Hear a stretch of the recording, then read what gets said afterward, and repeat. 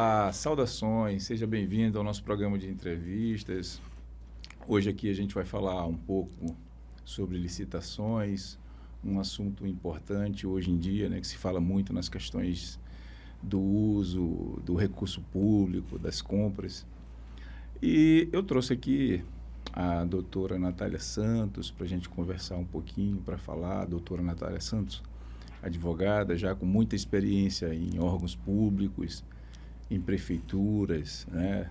Doutora Natália, seja bem-vinda, né? Uma satisfação estar aqui com você, até pelo conhecimento e amizade que a gente já vem fazendo ao longo de um ano aí trabalhando junto, né? Verdade, doutor Saraiva. Obrigada pelo convite.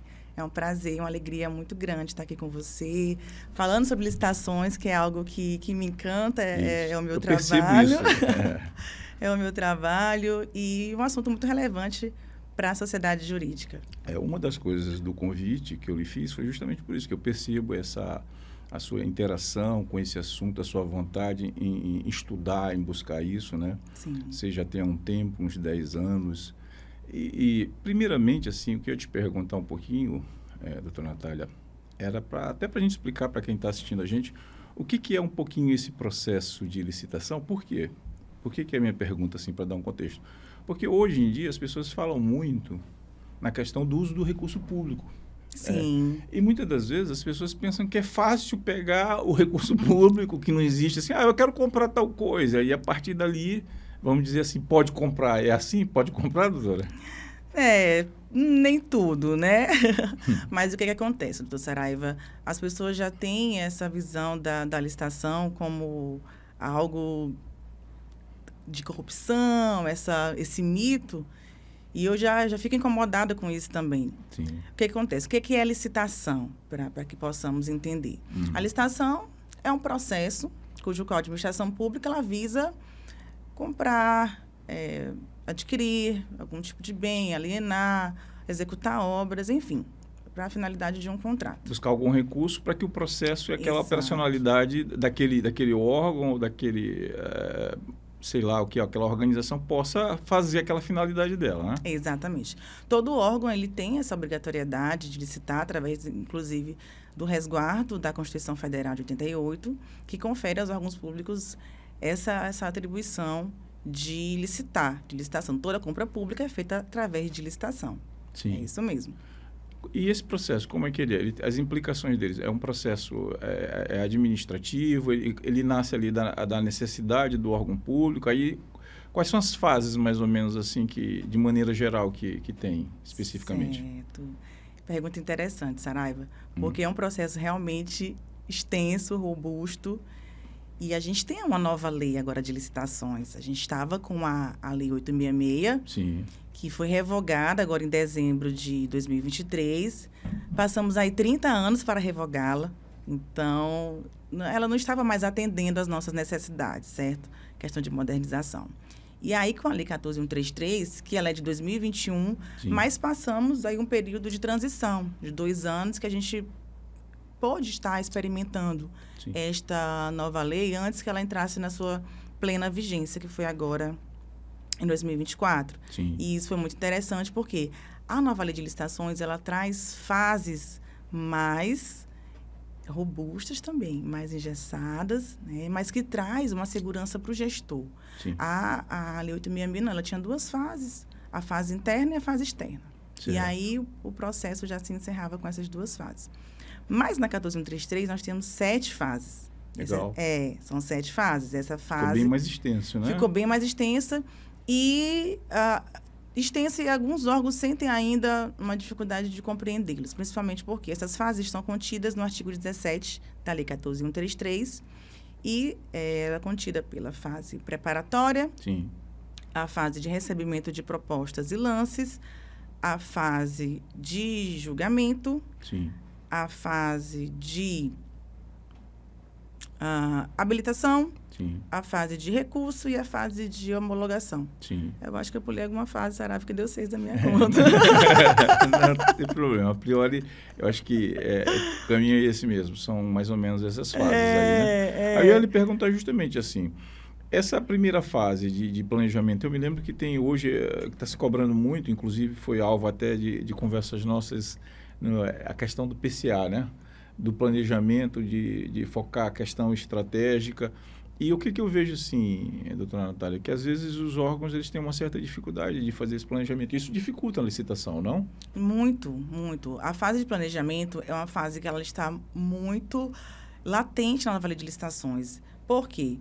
Sem planejamento, a gente não tem como prever os riscos de uma determinada licitação, certo? A gente não tem uma organização no teu processo licitatório.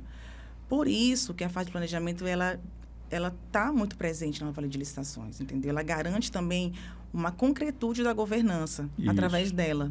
É bem interessante. A auto-administração ela tem o total dever de implementar políticas para esse planejamento, inclusive.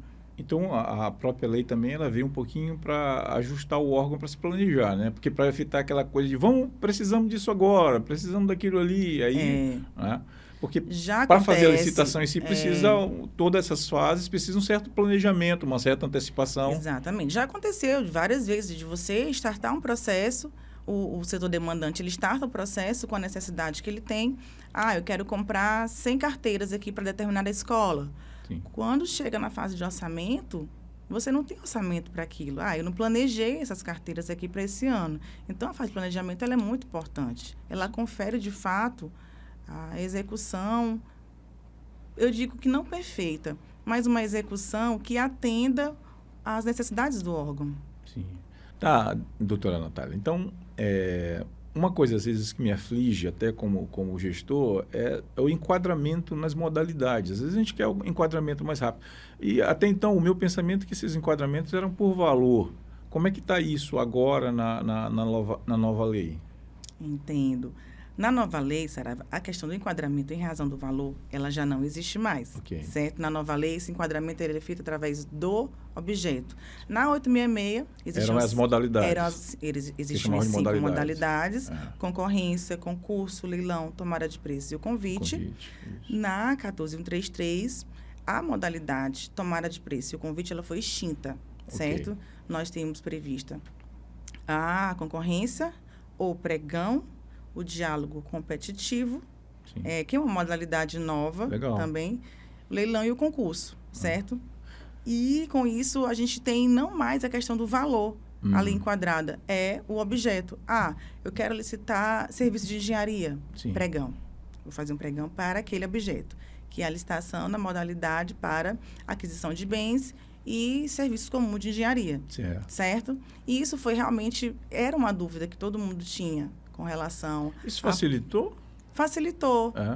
Facilitou bastante, porque, inclusive, é uma questão que até o próprio CONFEA, uma época, se manifestou com relação ao serviço de engenharia, que não poderia ser pregão, mas foi superado. Tinha alguns enquadramentos relativos a isso, o que era serviço de engenharia, então houve uma discussão muito grande em cima disso. Isso, e a nova lei de licitações, ela traz todos esses conceitos, deixando para a concorrência as obras, serviços comuns e especiais mais complexos de engenharia. E aí a gente já tem uma outra vertente. Isso está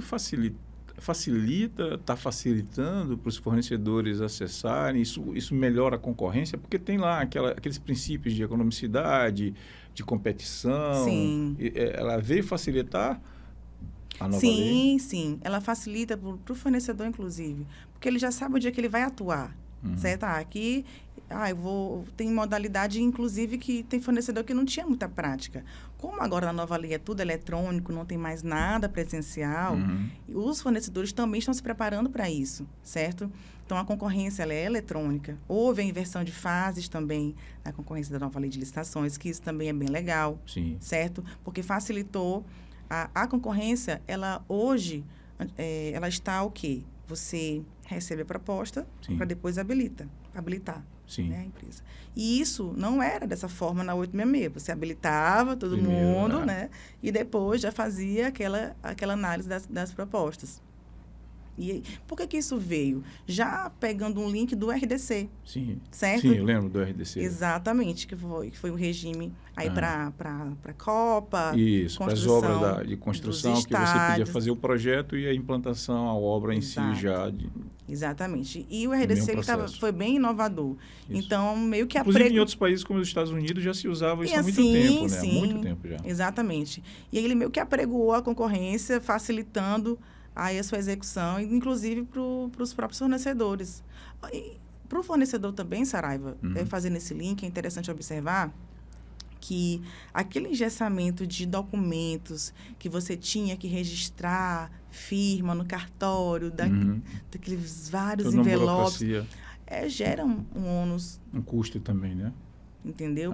Para aquele cliente. E tempo também, né? E estrutura para fazer. Às vezes o órgão público tinha que ter toda uma estrutura para fazer essa análise. Exato. Então, hoje você participa, eu tenho clientes, por exemplo, que eu participo de licitações, eu tenho cliente em São Paulo, tenho cliente em Goiás, em Pernambuco, na Paraíba. E assim, a gente consegue trabalhar daqui de São Luís e atuar em vários estados com a concorrência eletrônica, né? Com todas as licitações, na realidade, eletrônica. Isso facilitou muito a nossa desenvoltura. E o advogado nesse processo, doutora Natália, normalmente esse processo é relegado ao advogado, assim, de fazer o acompanhamento. E quais são, vamos dizer assim, o que precisaria se hoje, por exemplo, tivesse um advogado novo que esteja ouvindo aqui o programa agora, assim, qual seria o interesse dele em termos de legislação, a busca dele para que ele pudesse ser um especialista nesse tipo de situação ou nesse tipo de processo administrativo? Certo. Essa é uma pergunta capciosa, Saraiva, porque eu digo que é a pergunta do milhão. Porque atuar com licitações, de fato, não é fácil. Não é fácil. Eu digo e repito que não é fácil, mas é, assim, muito prazeroso. Porque ele te dá... Tem os olhos de todo mundo, né? Todo mundo ele te dá uma liberdade geográfica para isso, porque nós temos dois viés. A gente tem assessoria jurídica para o órgão público e a gente tem a assessoria e consultoria jurídica para o fornecedor. Sim. E isso é muito legal, certo? No órgão público, o assessor jurídico hoje, inclusive, ele tem um papel essencial no processo licitatório. Ele acompanha do nascedouro ao término do processo. Sim. Ele faz o controle de legalidade, que na 866 não. O que o assessor jurídico fazia? Ele só analisava a minuta de edital e contrato, dava o parecer, a minuta está ok, o contrato está ok, pronto. Não, agora na 14133, o advogado ele tem um papel de um fiscal mesmo, legal e jurídico de todo o processo. Ele controla toda essa parte, não só dando pareceres jurídicos, mas apresentando soluções para aquele caso. Que, claro, que não seja aspectos muito técnicos que vão fugir ao advogado, certo? Mas assim, chegou um processo, não está legal, mas eu já aponto uma solução para aquela resolução. Ele auxilia mais na solução do que anteriormente. Anteriormente, ele estava mais na legalidade do processo, né? Na instrução e na legalidade, do que propriamente na solução. Agora, só que isso realmente gerava problemas, às vezes, por exemplo, lá na questão do contrato, na execução do contrato. Sim. Né? Você tinha, às vezes, problemas, às vezes até pela questão do próprio objeto em si, do que era contratado, e às vezes ficava um pouco confuso, né? Porque talvez o advogado não entrasse tanto no objeto especificamente, né? Não acompanhava tanto o processo. Inclusive, hoje, você pode solicitar parecer a qualquer momento do processo. Sim. Desde que haja dúvida jurídica, o advogado, o assessor jurídico, ele deve auxiliar, inclusive, o agente de contratação, certo? Que é a figura do agente público que realiza as licitações, é responsável por realizar as licitações. Então, assim, um advogado ele está muito presente, é um papel essencial. É valorizado? Os órgãos públicos valorizam essa parte aí? Porque, às vezes, a minha percepção é de que esse processo, atualmente, para mim, ele é mais técnico do que anteriormente. Antigamente, ele era mais técnico no objeto, mas o desenvolvimento administrativo dele não era tão técnico, era mais formal, ritualístico do que propriamente essa discussão técnica em cima da formatação, da construção do objeto, né? Eu percebo isso agora na nossa construção ali, no trabalho que a gente desenvolve, que a gente tem muito mais discussões técnicas em cima da formatação do objeto e da estratégia, Sim. do que propriamente só, vamos dizer assim, em termos até do gerenciamento do contrato. Exatamente. A questão, Saraiva, eu não digo que o advogado ele seja desvalorizado. Sim. O advogado ele é incompreendido. Sim. Então, várias vezes você está falando para o setor técnico, para a demandante, orientando de como é que deve ser feito aquele documento, que não é da nossa cabeça. Olha, Sim. que eu estou dando os passos, não é a Natália que está falando ali, é Sim. o que a lei está rezando. Sim. Ela reza aquilo ali e a gente tem que obedecer à instrução do que ela nos dá. Sim. E várias vezes as pessoas, há essa resistência Sim. em aceitar essa nova lei de licitações, por quê? Pela falta mesmo de capacitação.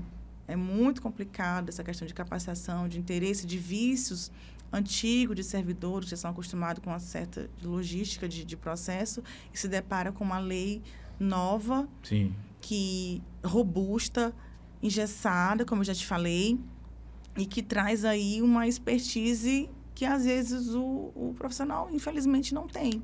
E que leva tempo também para adquirir determinada visão. Leva.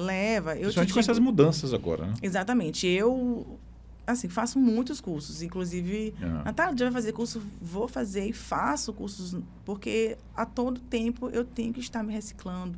A todo tempo a lei, ela surge um decreto, uma instrução para regulamentar determinado artigo que não está regulamentado na lei, e nós temos ali que sempre estar nos atualizando para que, blindando o nosso gestor também. E às vezes também porque são detalhes, né, na hora de uma formatação, na hora de uma finalização, de colocar.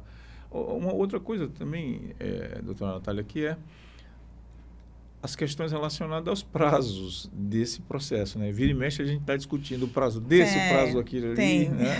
Tem todo um formalismo e uma ritualística ainda. Mesmo, como a senhora falou, mesmo agora ela facilitando determinadas coisas, mas ainda ela segue um rito, né? Um prazo que eu posso te dar, Saraiva, de uma licitação, a gente não falou muito de contratação direta. Sim. Mas nos casos de dispensa de licitação, a lei, ela prevê a dispensa de licitação em vários enquadramentos legais ali no artigo 75, Sim. certo? E no inciso 1 e 2, ela fala da dispensa de licitação em razão do valor. Sim. E aquela licitação, ela tem que ser divulgada, ela tem que ser avisada. Sim. Certo? E esse prazo é um prazo de 3 dias úteis para Que divulgação. tem que acontecer, que é a publicação. Que tem que acontecer. Mas eu quero fazer dispensa, não vou divulgar, eu tenho que divulgar. Tem que aguardar o prazo de recebimento de proposta dos proponentes para que possamos avançar o processo. O que é engraçado na dispensa. Sim. Você recebe proposta e faz a pesquisa de mercado concomitantemente. Sim. É interessante porque ela já veio, essa previsão também, ela já veio ali na instrução da dispensa eletrônica. Sim. Por mais que seja uma disposição infralegal, não esteja previsto na nova lei, ela dá diretrizes muito interessantes para o processo também. Tem críticas, Sim. Existem críticas à dispensa eletrônica, Sim. por ela se tornar um mini pregão, descaracteriza a natureza jurídica da contratação direta, lance e tal. Então, eu não estou contratando direto, tem lance, sabe? Tem disputa. Hoje com isso, essa, vamos dizer assim, a participação, muitas das vezes, ela ampliou mesmo para o país todo, né? Sim. As licitações, elas são divulgadas no portal, nos portais mesmo as plataformas de pregão, temos vários portais nacionais. Os sites das organizações. Comprasgov, Licitanet, portal de compras públicas, são sites aí que você pode participar de várias licitações no Brasil todo. Isso gerou mais a dificuldade, porque tem muito mais concorrência, vamos dizer assim? Sim. Digamos que sim, porque as empresas hoje estão muito bem preparadas para participar de licitações. Essa questão da consultoria, ela está muito forte.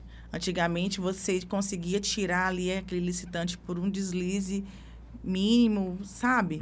Mas hoje eles estão preocupados mesmo em se preparar e investir nessa área de consultoria para participação. Desde a análise do edital, da elaboração de proposta, da verificação dos documentos para participação, você cadastrar todos aqueles itens da lance, Sim. isso realmente requer uma expertise. E leva um tempinho, né? Assim, Leva, é trabalhosa. Né? Licitações assim que você pega aí com 300 itens para você cadastrar um por um, dar lance de um por um. Realmente é bem complexo. E ainda nesse processo aí, a gente acaba entrando num outro assunto que eu acho extremamente pertinente também, que para mim é muito associado a este processo de licitação, que é a questão da transparência. Para mim, essa transparência, a lei, ela deu mais transparência também? Deu. Ela Saraiva, a questão da transparência, a gente já tem esse princípio da transparência latente Sim. na nova lei de licitações. E mais a questão dos órgãos de controle também ter uma fiscalização aos seus olhos. Sim. Certo? Essa transparência, ela garante, inclusive, uma eficiência das contratações. Você, consegui, está aqui publicado, ela está alinhada com a publicidade da contratação também. Você pode dar transparência através do seu sítio oficial, do seu órgão, através de jornal de grande circulação, através dos diários, né? Diário da União, Diário do Estado, Diário Municipal, e do PNCP, que é o Portal Nacional de Compras Públicas, que é o nosso maior nível de excelência de transparência, onde fica centralizado, na realidade, todas as compras do Brasil lá, divulgadas para todo mundo. Ver o que foi contratado, tem contrato, tem aviso. É bem interessante essa centralização do PNCP que foi previsto aí na nova lei de licitações. A nova lei já tem quanto tempo? A lei é de 2021. Foi agora, em 2021. Ela foi, vamos dizer assim, ela passa a vigorar mesmo a partir de 24, de 2021, ou já vinha vigorando? Ela já vinha vigorando, certo? Mas a lei é de 1º de abril de 2021, mas houve esse período de transição de 2 anos prevista nela, que foi agora até finalzinho de 2023. Nesse período de 2 anos, Saraiva, as duas leis ficaram em vigência, tanto a 866 como a 14133. E o gestor, ele poderia optar por qual lei ele iria utilizar nos processos do seu órgão, mas não poderia utilizá-las de forma concomitante, certo? Não poderia combiná-las. Para uma coisa para outra coisa outra. Vou começar com 866 e terminar com o contrato da 14133. Eu não posso fazer isso, certo? Tem que pegar uma do início ao fim. Mas assim, foi revogada agora, de fato, a 866. Muita gente ficou triste com ela, muita gente tinha um apego com ela bem grande. E a 14133, essa lei tem 190 e poucos artigos. Por que veio mais? Era para ser menos, não era para desburocratizar, e não. Uma fase de planejamento, um papel da alta administração muito grande, como um garantidor ali do interesse público da alta administração, que além de gestão de competência que ela faz, ela garante ali esse interesse público para a sociedade. Então, a galera ficou, nossa, como é que eu vou fazer para instituir governança e não sei o que aqui no meu órgão tão pequeno? Mas as pessoas estão, assim, a passos simples. Sim.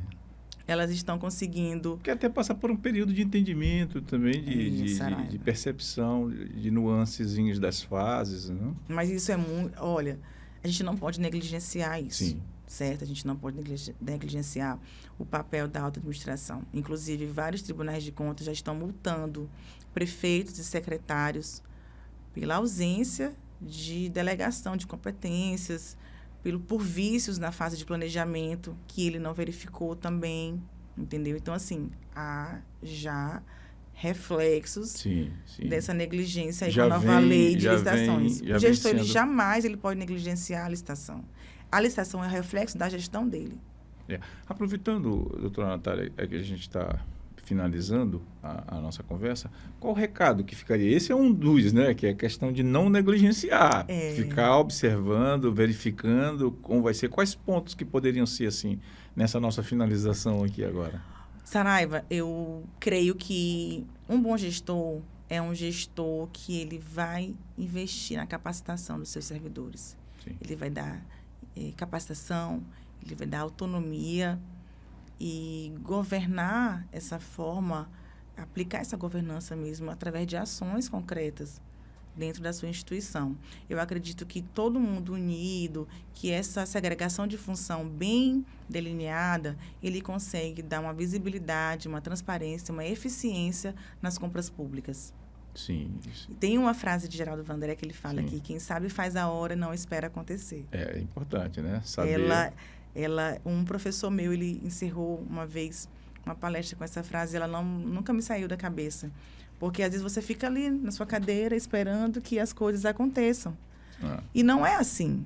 Né? Então, não depende também só do gestor, depende também do servidor. Sim. Dele ter interesse que aquilo ali funcione, certo? De buscar conhecimento. Total. O direito administrativo, ele é lindo por isso.